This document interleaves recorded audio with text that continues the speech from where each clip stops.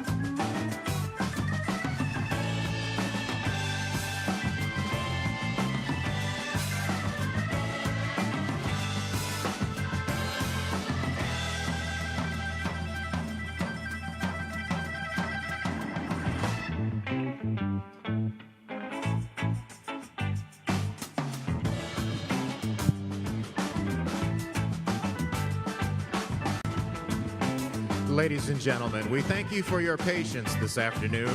The program will begin momentarily.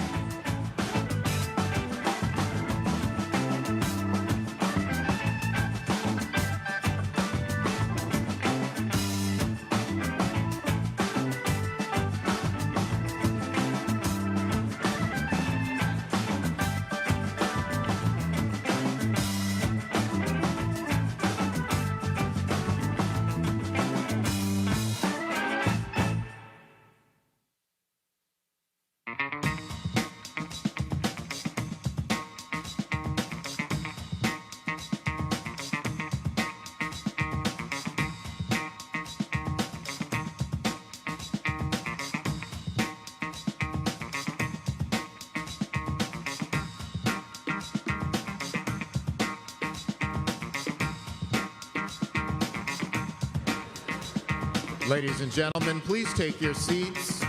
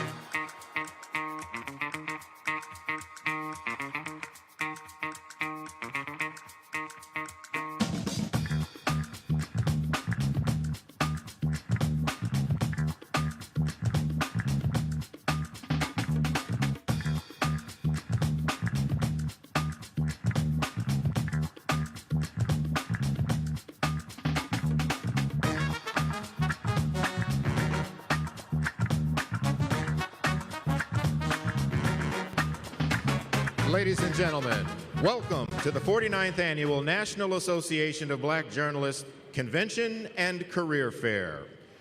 We are about to begin a conversation with former President Donald Trump. We ask that the professionalism that we all bring to our newsrooms and workplaces every day is the same professionalism that is maintained in this arena.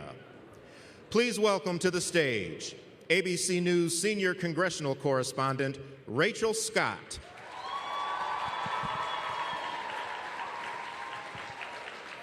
Semaphore political reporter Kadia Goba.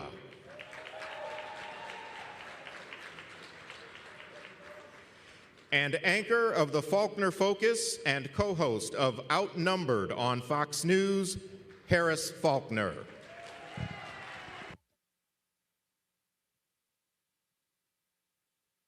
NABJ. Mic's on? Hear me? There we go. Test, test, test. Good afternoon, NABJ, and welcome to a conversation with former President Donald Trump. This discussion continues a decades-long tradition during election years of inviting journalists to discuss the policies and their impact with the candidates who are running for president, and the impact of those policies, especially in Black communities. Former Presidents George W. Bush, Barack Obama, and Bill Clinton have attended the NABJ conventions either as presidents or as presidential candidates in past years. NABJ is currently in conversation with Vice President Kamala Harris's team to schedule a Q&A either in person or virtually in September. As journalists, we use opportunities like these both to inform our reporting, but also to help voters understand the choices that they face in a consequential and historic election year. NABJ has partnered with PolitiFact to fact-check this conversation in real time. You can access that feed on social media using the hashtag NABJFactCheck. Again, the hashtag is NABJFactCheck. We have a lot to get to, and we do not want to waste any time, so let's bring out the former President of the United States, the Republican nominee for president, former President Donald Trump.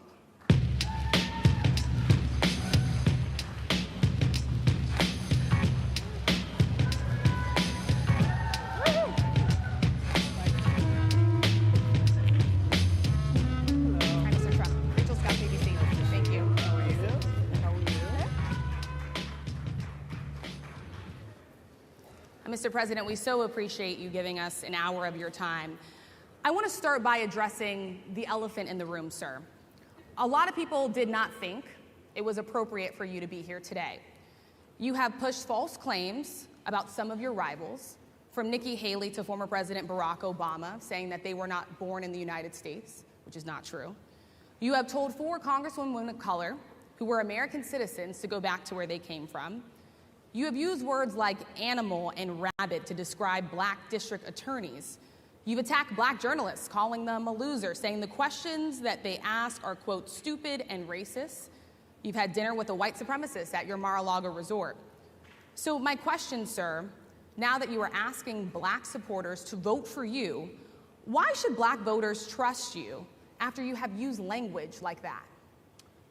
Well, first of all, I don't think I've ever been asked a question so in such a horrible manner. First question. You don't even say, hello, how are you? Are you with ABC? Because I think they're a fake news network, a terrible network.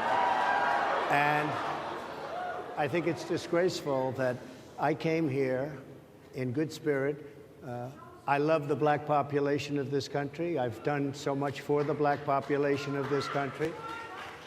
Including employment, including opportunity zones with Senator Tim Scott of South Carolina, which is one of the greatest programs ever for Black workers and Black entrepreneurs. I've done so much, and and I say this, historically Black colleges and universities were out of money, they were stone cold broke, and I saved them, and I gave them long-term financing, and nobody else was doing it. I think it's a very rude introduction. I don't know exactly why you would do something like that. And let me go a step further. I was invited here, and I was told my opponent, whether it was Biden or Kamala, I was told my opponent was going to be here. it turned out my opponent isn't here. You invited me under false pretense. And then you said, you can't do it with Zoom. Well, where's Zoom? She's going to do it with Zoom, and she's not coming. And then you were half an hour late. Just so we understand, I have too much respect for you to be late.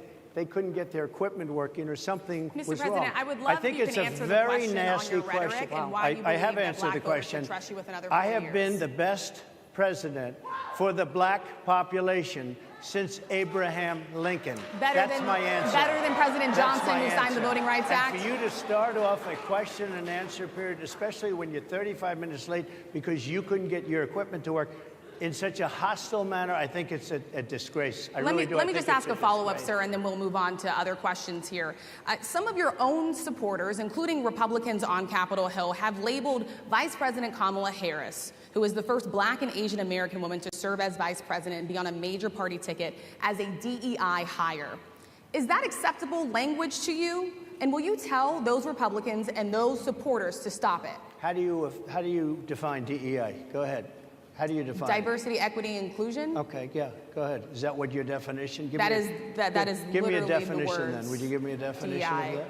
Give me a definition. Sir, I'm asking you a question, a very direct question. Define it for me, if you would. I just defined it, sir. Do you believe that Vice President Kamala Harris is only on the ticket because she is a black woman? Well, I can say no. I think it's maybe a little bit different. So, I've known her a long time indirectly, not directly very much, and she was always of Indian heritage, and she was only promoting Indian heritage. I didn't know she was black until a number of years ago when she happened to turn black, and now she wants to be known as black.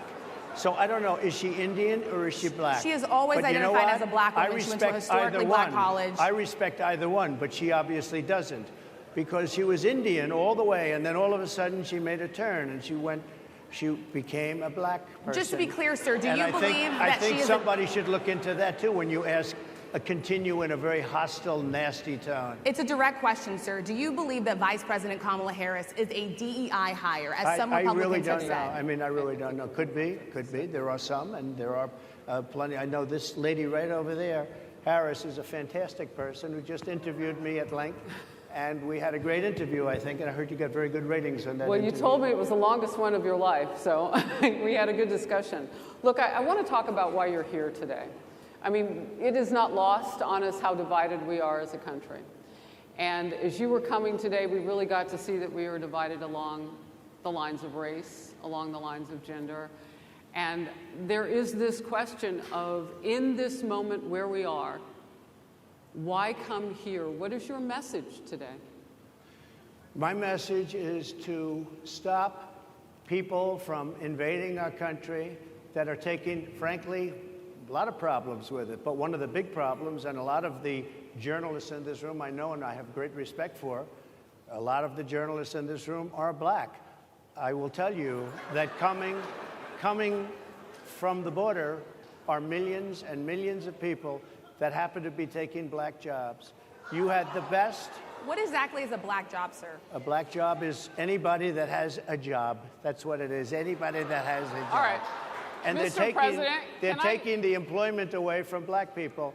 They're coming in, they're invading. It's an invasion of millions of people, probably 15, 16, 17 million people. I have a feeling it's much more than that. And everybody's been seeing what's happened. The first group of people, the black population, is affected most by that, and Kamala is allowing it to happen. She's the border czar. She's the worst border czar in the history of the world. There's never been a border czar like this. She's never even essentially been. She said she was there once, but not the right part of the border. So she was a border czar. She's done a horrible job. These people are coming into our country, and they're taking black jobs and Hispanic jobs, and frankly, they're taking union jobs. Unions are being very badly affected by all of the millions of people that are pouring into our country. And one thing, as we discussed, many of these people are coming in from mental institutions, from prisons, from jails. They're gang members in other countries. Other countries are setting loose their prisoners. They're opening up their prisons and their mental institutions, and they're taking their bad people, drug dealers, gang members, and they're bringing them into the United States. And by the way, their crime rate is going down, and our crime rate is going to be a disaster. Mr. President, I want to get into how you address some of the issues with black communities. And I say that plural because we live in communities of color that are different. We're not all the same. We don't vote the same. We don't think the same. True. It's not monolithic. So as you come here today, I want to talk about something that bursts. And this is the weight of the inflation on this country right now. The nonprofit Money Management International recently released data from its mid-year analysis that we have found a 52% rise in people who are seeking counseling for being in credit debt. They're paying for food that is sky high on their credit cards, and now they can't pay that off. The credit counseling nonprofit MMI, as I said, is saying now that they've seen surges that they haven't seen since we were in a pandemic of people in financial trouble. Much of that falls on the shoulders of single moms, single black moms, when you look statistically. Yeah. How do you turn it around? What's your plan for the black community when it comes to money? So, first of all, it's very hard to hear you for whatever reason because of the fact that they have bad equipment, because I guess, you know, this woman was unable to get the right equipment. But it's very hard for me to hear you, but I can hear every other word. It's very difficult, actually. But so I don't know if they can fix it or do something with it, but I'll do the best I can with it. The inflation is absolutely destroying our middle class, our working class, virtually every class. Inflation is a disaster in our country.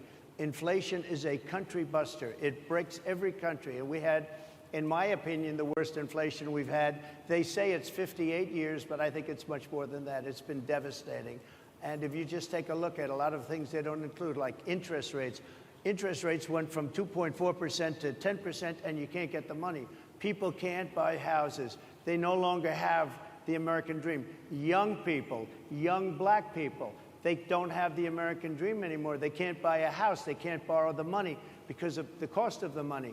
They can't buy it because of the cost of housing, because of the cost to build it, because of inflation. Inflation is a disaster, and it's destroying our country. And it's destroying the black community probably as much or more. So what do you do? Than any. What's your plan? You know what we have to do? We have to bring down the cost of energy, and that's going to bring down the cost of inflation. This was all started with a bad energy policy by Joe Biden. By the way, just if I might, I was running against a man named Biden. You probably saw that. And he was losing very badly in the polls, and then he had a rather bad debate. I would say it was a bad debate. I would say it was one of the worst debates in history, and his poll numbers crashed. And instead of saying, you know, let's keep going and maybe something happens the other way, they said, oh, we're going to replace him. Let's just replace him. That's like you're in a fight, a prize fighter's in a fight. He's not doing well. You say, let's bring in another fighter. So our whole campaign was steered toward him, and now we have to steer toward him. But ultimately, it's the same because they have bad policy. They have policies of open borders, unbelievable open borders, horrible energy policies. They want to get rid of, as you say, gasoline in cars. They want to get rid of oil. They want to get rid of efficient heating. Mr. President. Environmentally, what they're doing is killing our country. They're absolutely destroying our country. But the inflation is the thing that's hurting the black worker, the black population, and every other population within our country. Inflation is the worst it's been, I think, in over 100 years. And they'll fact check it. They'll say, it's only 58. Whatever it may be, they don't add all the numbers. They don't add the really bad numbers, and you can check that too. But inflation, Harris, is absolutely destroying this country and the people in our country. Yes, Mr. President, can I ask you another question Yes, that is also impacting black Americans? And that's very clear now. Good. I'm sorry? It's very clear. I hear you. Okay. So Sonia Massey, someone from Illinois, an unarmed black woman, was shot the other day in her home by a deputy sheriff. The deputy has since been charged with murder. You've said police would get immunity from prosecution if you win. Why should someone like that officer have immunity, in your opinion? Immunity? Immunity. I don't know the exact case, but I saw something, and it didn't look good to me. It didn't look good to me. Are you talking with the water? right? Yeah, well, police unions are not backing this person either. Okay. But again, why would... Are they going to be charging the officer? I guess they're charging the officer. So why should he receive immunity? Well, he might not. I mean, it depends. It depends on what happens. I'm talking about people that are much different cases than that. We need people to protect ourselves. And by the way, in Chicago, as an example, a few weeks ago, July 4th weekend, they had 117 shootings and 17 deaths. Nobody wants that. Nobody wants that. We need to have our police officers have the respect and dignity back. In this particular case, I saw something that didn't look good to me. I didn't like it. I didn't like it at all. So can you get a little more specific back to the immunity question? Who would make those Well, right now, for the most part, people are protected by their unions, by their police unions, or by their police departments. But I'm saying if I felt, or if a group of people would feel that somebody was being unfairly prosecuted because the person did a good job maybe with crime, or made a mistake, an innocent mistake. There's a big difference between being a bad person and making an innocent mistake. But if somebody made an innocent mistake, I would want to help that person. What would those exceptions be? What would determine you an go innocent after mistake? somebody and it's a very close call and it's very dangerous. And you know, they have the policeman's life and woman is a very difficult thing because sometimes you have less than a second to make a life and death decision, and sometimes very bad decisions are made. They're not made from an evil standpoint, but they're made from the standpoint of they made a mistake. So I want to follow up really quickly. I find it interesting because you do talk about reining in prosecutors, especially when it comes to prosecutors that are prosecuting you. Why doesn't that skepticism apply to law enforcement? Well, I've been prosecuted because I'm a political opponent of two people that have weaponized our justice system. I've been prosecuted. I just won the big case in Florida. Everyone said that was the biggest case. That was the most difficult case. And I just won it. Now, Biden has a similar case, except much worse. I was protected under the Presidential Records Act. Biden wasn't because he wasn't president at the time. And he had 50 years worth of documents. And they ruled that he was incompetent, and therefore he shouldn't stand trial. And I said, isn't that something?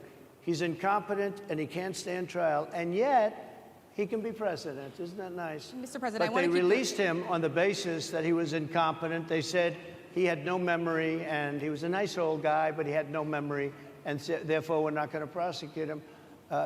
I won the case, and it got very little publicity. I didn't notice ABC doing any publicity on it, George. We cover you extensively, sir. I'd love to move over on to different topics. I didn't notice you do any publicity on it at all. I won the case, the biggest case. This is an attack on a political opponent.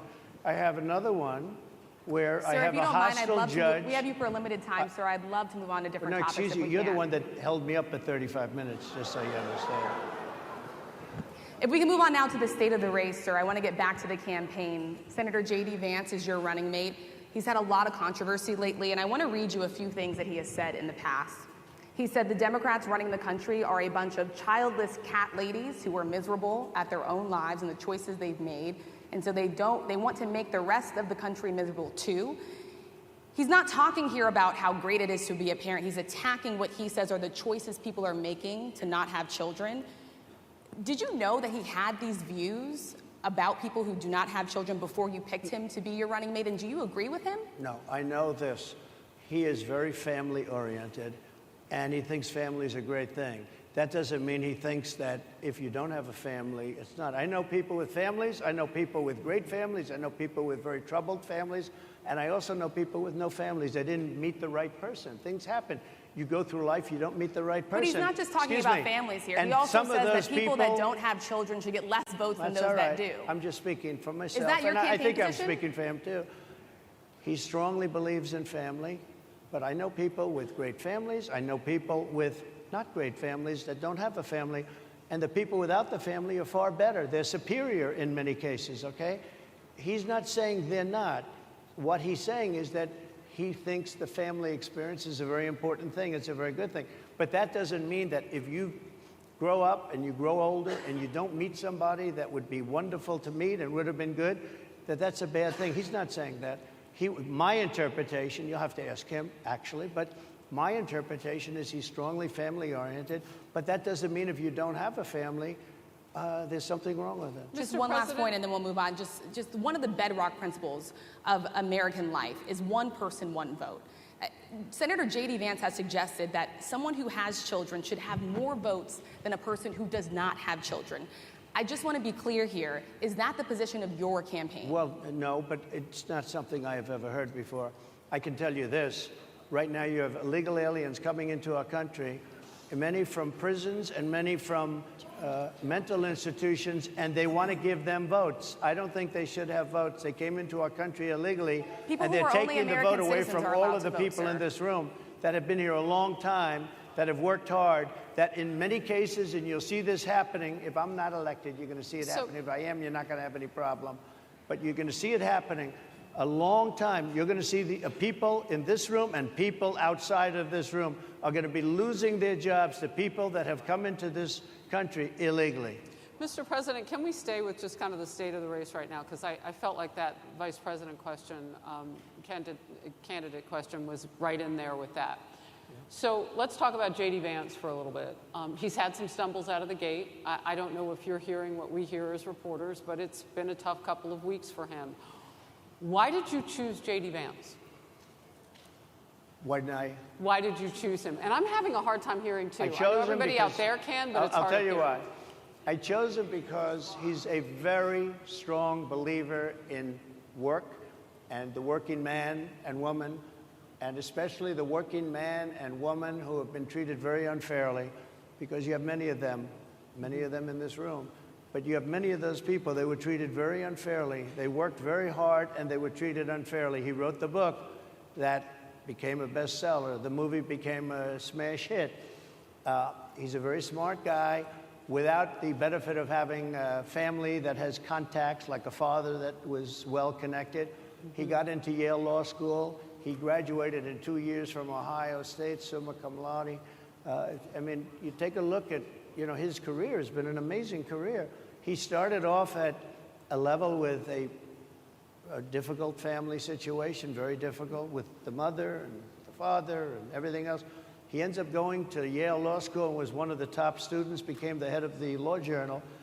I mean, that's an amazing thing. He's a 4-year, he was in the military with great distinction for 4 years, got out, went into business, became successful in business, very successful in business, actually, did public offerings and other things. And I have to believe in that. I mean, he's somebody that was born in a rough situation. Most of the people know that situation because it was very well documented in his book.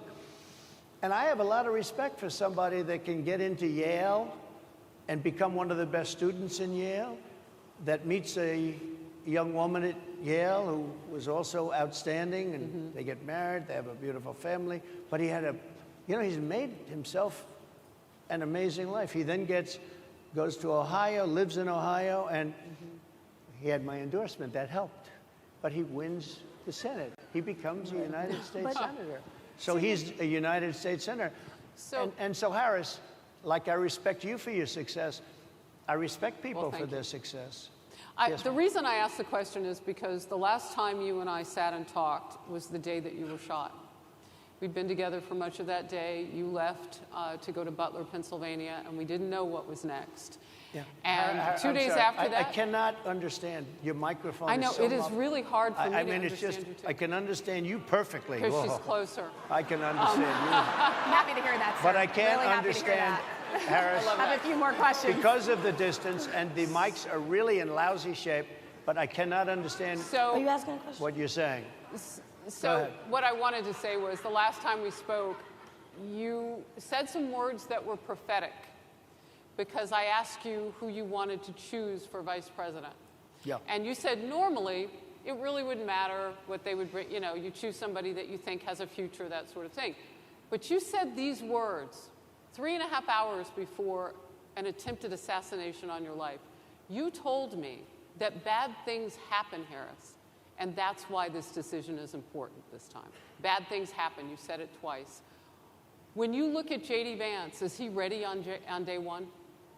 Does he what? Ready on day one, if he has to be. I've always had great respect for him, and for the other candidates too. But I will say this, and I think this is well documented.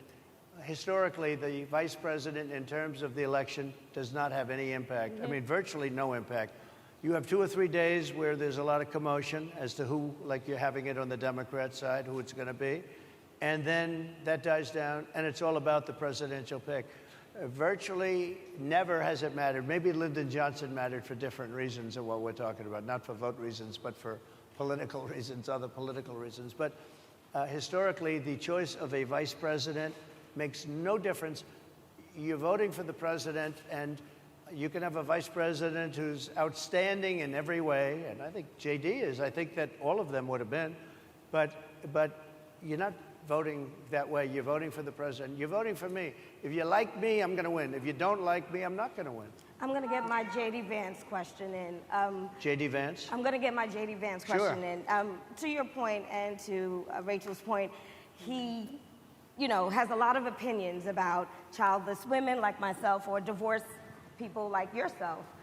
Do you think, well, I mean, my point is here. But at least it was said in a friendly manner. My point is, do you think the Republican Party is getting a little bit too judgy about people's lives when you think about abortion or when you think about what J.D. Vance is saying? I don't think, look, I think that the Democrat Party is really the one that has the problem. I think they're radical on abortion because they're allowing abortion in the 9th month. They're allowing the death. I think it's they're about allowing freedom, the death of a baby after the baby is born, based on the governor of Virginia. Based on the governor of Virginia, they're allowing the death of the baby after it's born. They're allowing abortions in the 8th and 9th month. Well, Democrats have denied. I think they're right. And I think the Republican Party is actually much less. I think I've made them much less radical, perhaps, but the Republican Party, what we're doing is bringing it back to the states where everybody wanted it. Democrats, Republicans, liberals, conservatives, everybody wanted abortion brought back. They didn't want Roe v. Wade in the federal government. They wanted it, everybody. But the majority of Americans oppose Roe v. Wade being overturned. They don't know about this. Right now, they're voting. It brought it back to the states. Now, I happen to believe in the 3 exceptions. Ronald Reagan believed with rape, incest, life of the mother. I do. I think most people do. I think most Republicans do also. But if you take a look, right now they're doing, it's an amazing thing, out of the federal government, it's in states, and people are voting. And I will say, Ohio is, let's call it a more liberal version, has been approved. Kansas, the same thing, a little bit surprising to a lot of people. But the people are now voting, and it's taking this issue that's been going on for 52 years and has torn our country apart, and it's giving it to the people to vote on. And they're voting. And many states have already voted. Others are in the process of voting. And it's bringing it back to the people and a vote of the people. And it's not at all radical. And again, you have to follow your heart. I happen to believe in the 3 exceptions. Most people believe in the 3 exceptions. Most Republicans believe in the exceptions. But they don't want to see an abortion in the 9th month or the 8th month. Almost everybody agrees to that. And they certainly don't want to see, in the case of the governor of Virginia, the former governor, I might add, who said, we set the baby aside and then we decide what to do. Meaning, what do? We execute the baby. That's a radical, horrible position. And some people want that. I don't want it. Most people don't. Thank you. Can I just pivot really quickly to another question about, you brought up health, Harris. You're an active man. We see you golfing all the time, but if you win, you'll still be president at 82, which is older than Biden is right now. But not mentally. Look, mentally. Here's the question. He's shot. But most people. Would you consider? Most people. I know many people in their 80s and their 90s that are in great shape. Some of our greatest leaders. You look at throughout the world history. The greatest leaders, some of the greatest leaders in the world were in their 80s. But here's the question. Would you consider stepping down if you felt that your health was declining? Or would you? Oh, absolutely. And who would I think I'd know. How would you make that decision? I think I'd know. Look, if I came onto a stage like this and I got treated so rudely as this woman treated me. Oh, my goodness. And I'm fine with it because she was very rude, sir. Very rude. That wasn't a question. She Sir, didn't ask you me can a answer the question. question. She gave a statement. That wasn't a question. I repeated You your can answer the statement, sir, question. actually. You said you would. You would Oh, make that absolutely. decision If to I step thought down. that I was failing in some way, I want people to be sharp. I'll go a step further. I want anybody running for president to take an aptitude test, to take a cognitive test. I think it's a great idea. And I took 2 of them and I aced them. Well, can got I 'em. just- I took 2 of them. But let me ask you. Yeah. I would like to have people running for president, and I don't mean because they're 75 or 85. I think anybody running, I'd like to do it. People say it's not constitutional. I would like to have something passed where you can do it. I think we should know. I mean, I've watched what's happened in the last couple of years under this gentleman, and our country is a mess. We have inflation. We have the millions of people falling in. We have Afghanistan, which was the worst, most embarrassing moment in the history of our country. What he has done to our country, and her too, what they've done to our country, she has been a horrible vice president. She's considered the worst vice president in the history of our country. Mr. Don't mean President, to interrupt you, but would you consider taking the cognitive test Mr. President, I would love to and do make it. it public? Well, I've already taken 2 of them, but I'll do it again. Mr. I President, suggested, how do you Your president. intend to... I suggested, Harris, that let's take one. I said, Joe and I will go and take a cognitive test. Now, I'd do it with her, too. I would do it with her also. You know what? She failed her law exam. She didn't pass her law exam, so maybe she wouldn't pass the cognitive test. Mr. Are President, you saying she wouldn't pass? Just to be clear, I'm just giving you the facts. to be clear, you don't think I'm Harris just would how do you giving the intend, facts. and She and didn't look, pass her bar exam, and she didn't think she would pass it, and she didn't think she was going to ever pass it. And I don't know what happened. Maybe she passed it. She did pass it. There's a She man did- over she here. did I in think fact pass he it. must work for Mr. her. President, I would love to ask you about January 6th. You've called yourself the candidate of law and order. When Time Magazine asked you if you would consider pardoning all the rioters, you said, yes, absolutely. Sure. You called them patriots.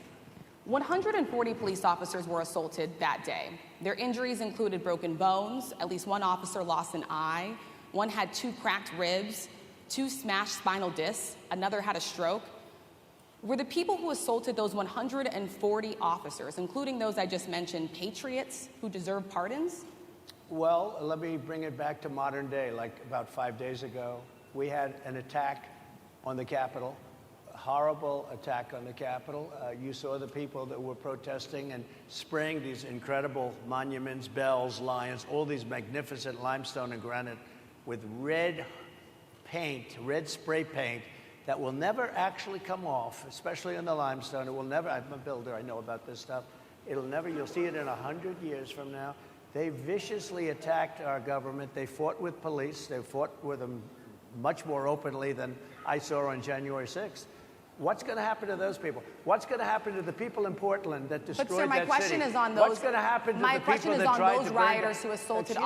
officers. You have to Would answer. you pardon What's those going to people? happen? Oh, absolutely, I would. You If would they're pardon innocent, those- If they're innocent, I would pardon them. They've been convicted. And by the way, the Supreme Court just well, they were convicted by a very tough system.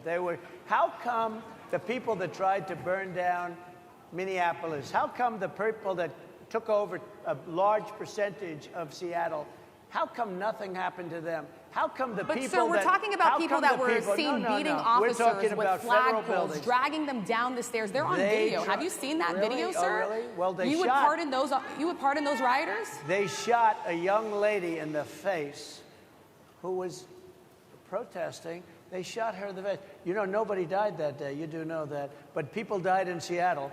Nobody died, but people died in 140 Minneapolis. officers You know were people died in assaulted that Minneapolis. day. And nothing happens, and nobody ever talks, and nothing happens to those people. But you went after the J6 people with a vengeance.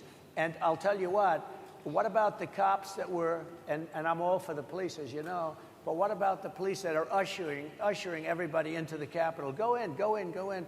What about that? Look, No one was nothing ushering is into the Capitol, nothing is perfect in life, but you have people from Minneapolis, you have people just from 5 days ago in Washington, D.C. They were having fistfights and fighting with the police. They were spraying and destroying, they were desecrating our monuments in Washington, D.C. 5 days ago, and nothing happened to them. And you can't have two systems of justice. That's why they went after me as a political opponent, because they felt they couldn't win without doing that. And we're going to win our cases, and we're going to be vindicated. But I have to spend a lot of time on that, and money. That's what they want. After the election, they won't care. Although in my case, I think they probably will, because the hatred is pretty deep. But I'll tell you, they went after me as a political opponent. That's never happened in our country before, and it sets a terrible, terrible precedent. What do you do on day one if you win? What's your first thing? What do? I close the border. And I do two things, because I can do a lot of things simultaneously. I close the border. We don't want people coming in. We want people to come in, Harris, but they have to be vetted. They have to be checked. They have to come in legally. We want people. I want people to come into our country, but they have to be vetted. They have to be checked. So when you say, what do? That, and I drill, baby, drill. I bring energy way down. I bring interest rates down. I bring inflation way down so people can buy bacon again, so people can buy a ham sandwich again, so that people can go to a restaurant and afford it. Because right now, people can't buy food. Your grocery bills are up 40, 50, 60%, right? She's agreeing to me. Oh, she's agreeing. Thank you. I like you very much. Mr. President, I think we are. But it's true. Your grocery bills are up. And then they're mandating that you buy an all-electric car. You know, Elon Musk endorsed me, and he's a friend of mine. He's a good guy. He's a smart guy. But I'm against everybody having an electric car, okay? I'm very much against that. You have to be able to, if you want a hybrid or if you want a gasoline-propelled car. But, you know, we have more liquid gold, gasoline, oil, under our feet than any other country. More than Saudi Arabia, more than Russia, more than any other country. I want to use it. I want to use what we have. I want to bring down prices, bring down costs, and I also have to stop the invasion. And remember, they're taking your jobs. These people coming in are taking your jobs. Project 2025. I think we have to leave it there by the Trump team. All right. So leave it. That is the last word. Thank you so much, Mr. Trump, for coming today and joining us. Well, thank you very much. They've been telling us. Thank you. Thank you, everybody, very much. Great honor. Thank you, Mr. President. Thank you. NABJ will email about details regarding the conversation with Vice President Kamala Harris in September. Thank you. Thank you very much. Thank you, sir.